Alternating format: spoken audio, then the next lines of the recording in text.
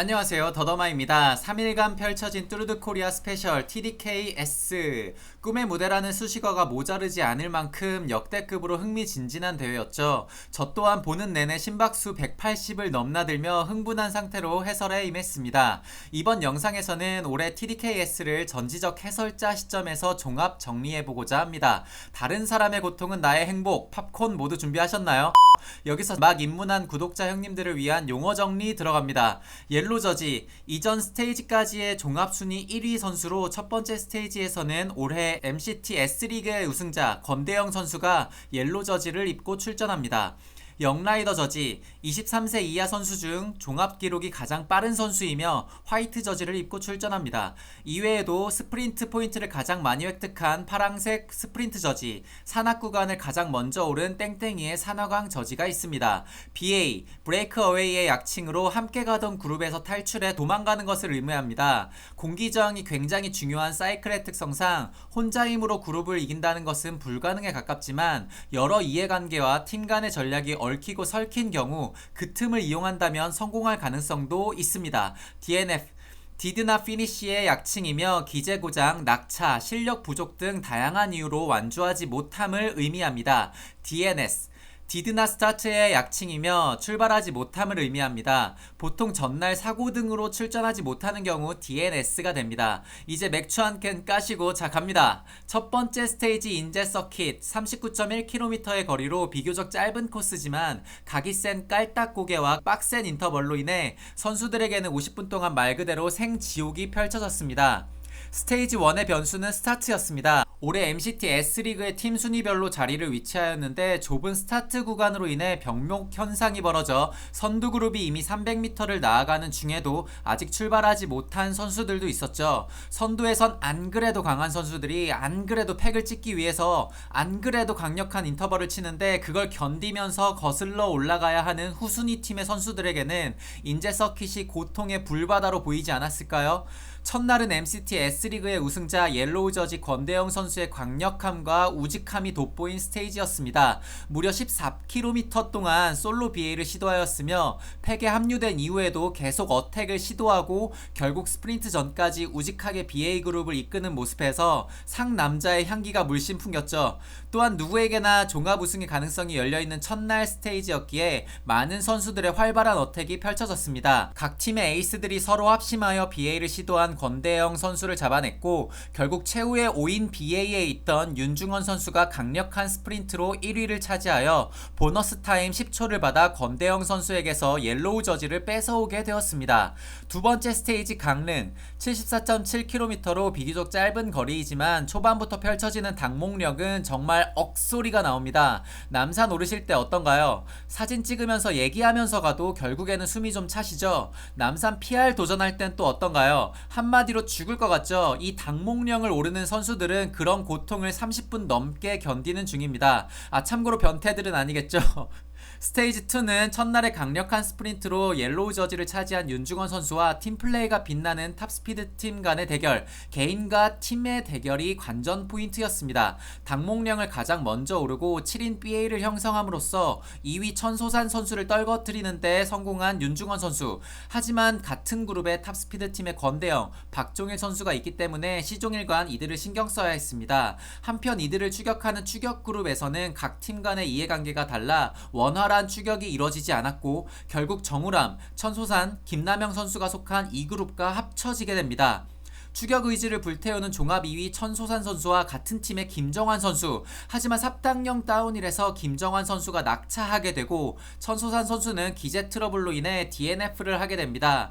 특유의 에어로함으로 평지와 다운힐에 강한 천소산 선수였기 때문에 아쉬움이 더 컸고 용산팀에게는 굉장히 불운한 스테이지였습니다. 결국 추격 그룹을 떨궈내는 것에 성공한 7명의 BA. 지금부터는 협조가 아닌 어택과 어택이 반복됩니다. 5km를 남겨두고 강력한 어택을 시도한 탑스피드 팀의 박종일 선수. 이를 방어하는 윤중원 선수. 하지만 권대영 선수와 바퀴가 부딪히며 사고가 날 뻔합니다. 이때 박종일 선수와 점점 더 멀어지게 되고 어떻게든 이를 방어하려 하지만 혼자서는 역부족입니다. 이번 뚜르드 프랑스에서 홀로 고군분투한 알라필립 선수처럼 선수처럼 시종일관 어택을 방어해야만 했던 윤중원 선수, 결국 굉장히 좋은 타이밍에 결단을 내린 박종일 선수의 솔로 BA가 성공하게 되며 10초 차이로 옐로우 저지를 뺏어오게 됩니다. 마지막 스테이지 3척, 구독자 형님들 중에 3일 연속 죽어라 타보신 경험 있으신가요? 그냥 3일 타는 게 아니라 자신의 한계를 뛰어넘는 강도로 3일 연속 타게 되면 이 다리가 내 다리인지 제 다리인지 개 다리인지도 모릅니다. 그저 팀을 위해, 내 목표를 위해 그 엄청난 고통을 견디며 페달링을 하는 선수들, 이 모든 분들은 정말 박수받아 마땅하겠죠. 옐로우 저지 박종일 선수와 종합 2위 윤중원 선수는 10초 차이가 나기 때문에 윤중원 선수가 BA를 성공시키지 않는 이상 스테이지 우승 보너스인 10초를 받아야만 종합 우승 가능성이 있습니다. 이거 완전 드라마 각본 수준 아닌가요? 어쩜 딱 10초 차이가 나는지. 스프린트 순위로도 보너스 타임은 있지만 결국 스테이지 우승을 차지해서 10초를 벌어야만 종합 우승을 가져갈 수 있는 윤중원 선수입니다. 한편 종합 우승이 아닌 이번 스테이지를 노리는 선수들은 굉장히 많습니다. 가장 강력한 팀 중 하나인 탑스피드 팀은 윤중원 선수만 견제할 가능성이 매우 높기 때문에 그 틈에 BA를 시도한다면 우승 가능성이 있었기 때문이죠. 물론 고통스럽겠지만요. 김춘호, 이영모, 유준필, 데니얼 마컷, 김승현, 민준식, 소규석 선수 등이 고통을 참으며 끝없이 어택을 시도했습니다. 하지만 그 어느 때보다 반전에 반전이 거듭된 이번 스테이지, 첫 번째 반전 사건은 옐로우 저지 박종일 선수의 기재 트러블입니다.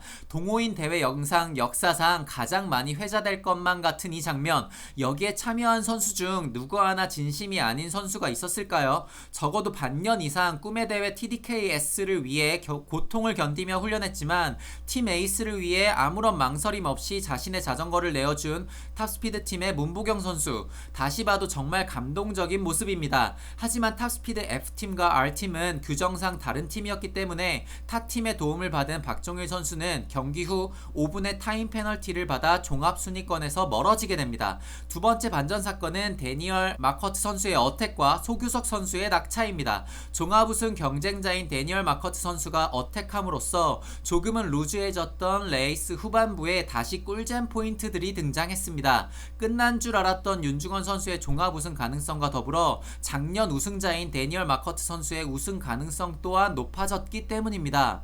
BA가 순항하던 것도 잠시, 결국 3일간의 데미지와 높은 페이스로 인해 BA 그룹이 와해되기 시작합니다. 이때 소규석 선수가 중립카에서 물을 보급받으려다가 바퀴가 부딪혀 낙차하게 됩니다. 결국 5명에서 2명으로 줄어버린 BA 그룹, 추격 그룹이 시야에서 보이자 실패를 예감한 데니얼 마커트는 BA를 포기하게 되지만 그 틈에 GCT의 김승현 선수는 다시 한번 솔로 BA를 시도합니다. 자신은 종합우승 경쟁자가 아니기 때문에 탑스피드 팀에서 놓아줄 거라 생각했기 때문이었죠. 그 예상은 적중했고 급격하게 느려진 메인 펠로톤 덕분에 3km를 남기고 1분까지 시간 격차를 벌렸습니다. 한편 메인 펠로톤에서 탈출한 브레이브 팀의 김남영 선수의 추격이 매서운 가운데 세 번째 반전 사건, 김승현 선수의 낙차가 발생합니다. 보는 이로 하여금 아쉬움의 탄식이 나오게 만드는 정말 안타깝고 아쉬운 장면이었죠. 낙차 후 정신을 차리는 사이 김남영 선수가 앞서 나가게 됩니다. 아무리 낙차와 기재 트러블이 경기의 일부라고는 해도 이들의 땀과 열정 그리고 고통을 알기 때문에 아쉬운 마음이 드는 건 어쩔 수 없습니다. 결국 혼신의 BA로 스테이지 3 우승을 차지한 김남영 선수와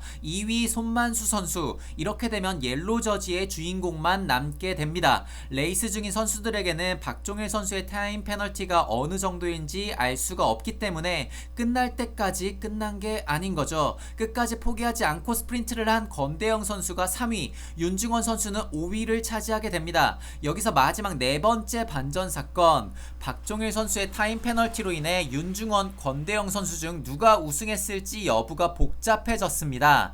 2위 윤중원 선수와 3위 건대영 선수의 시간 차이는 4초였지만 이번 스테이지에서 끝까지 스프린트하여 3위를 차지하게 된 건대영 선수에게 4초 보너스 타임이 부여되어 결국 동타임이 되었죠. 그 다음으로 따져봐야 할 것은 각 구간에서의 순위 합산입니다. 윤중원 선수는 스테이지 1 1위, 스테이지 2 3위, 스테이지 3 5위로 합산 9위, 권대영 선수는 스테이지 1 4위, 스테이지 2 2위, 스테이지 3 3위로 합산 9위. 이거 완전 만화로 나왔어도 욕먹을 스토리 아닌가요? 결국 종합 시간과 종합 순위에서도 모두 동률을 이뤘기 때문에 마지막 날 스테이지에서의 등위로 종합 순위를 결정하게 되어 권대영 선수가 종합 우승을 차지하게 됩니다. 오늘 레이스에서는 단 하나의 변수라도 달라졌다면 경기 결과가 완전히 뒤바뀔 수 있을 정도로 반전에 반전이 거듭된 스테이지였습니다. 김승현 선수가 낙차하지 않아 권대영 선수가 4위를 차지했다면 4초를 벌지 못하였겠죠. 이처럼 로드레이스는 내 자신의 힘과 더불어 여러 전략과 팀 간의 정치 관계, 운과 불운이 모두 뒤섞여 있기 때문에 무척이나 흥미롭지만 동시에 아쉬움도 많이 남기 마련입니다. 지난 3일간 여러분들의 모습은 누구 하나 빠짐없이 눈부시게 빛났습니다. 이런 멋진 경기를 펼쳐준 선수분들과 제 미흡한 해설을 좋게 봐주신 구독자 형님들 모두 감사드립니다. 그럼 다음 영상에서 또 뵙겠습니다. 이상 더더마였습니다. 감사합니다.